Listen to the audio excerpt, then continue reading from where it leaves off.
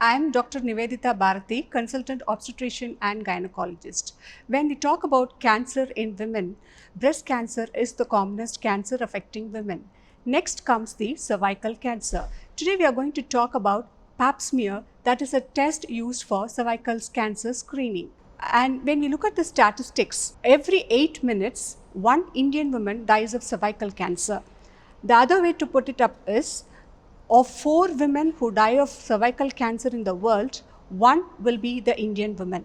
Even though the statistics are very distressing, there are some positive aspects to this cervical cancer.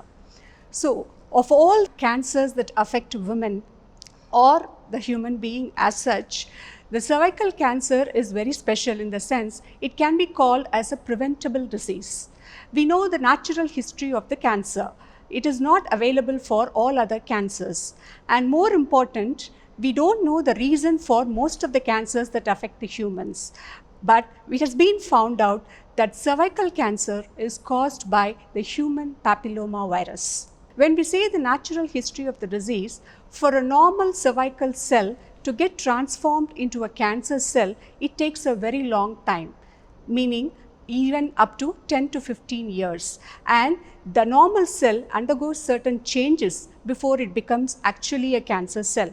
And these changes are called the precancerous stages. If we pick up a woman with the precancerous stage, we are talking of cure. We can prevent the cancer occurring in that woman. Not only that, we can prevent the removal of the uterus for that woman. So for what do we have to pick up at that precancerous stage? That test is called the pap smear test. It's not very expensive and it is easily done outpatient clinic.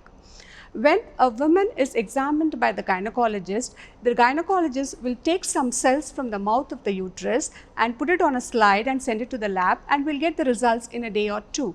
That will tell us the cells are normal or in the precancerous stage or in the cancerous stage. For all women, it is mandatory or it is very important to undergo this pap smear test starting from the age of 21. It is not a one-time test. It has to be repeated every 3 years up to the age of 65 years. The next positive aspect of the cervical cancer is we know the exact cause of the cancer. So once we know the reason, it is very easy to prevent any disease. So now we have a vaccine against human papilloma virus. So when do we give the vaccine and what is the correct age to take the vaccine? So girls between the ages of 9 and 15 are the ideal candidates, or in other words, it is the ideal time to take the vaccine so that the response will be the best. If you miss that opportunity, that vaccine can be given for women up to the age of 45 years. Increasing awareness amongst the women about the disease and doing regular pap smears starting from the age of 21, repeating it every 3 years up to the age of 65 years, and taking the vaccine at the correct age of 9 to 15 years or up to the age of 45 years will go a long way in preventing this treatable cancer, that is the cervical cancer. Thank you.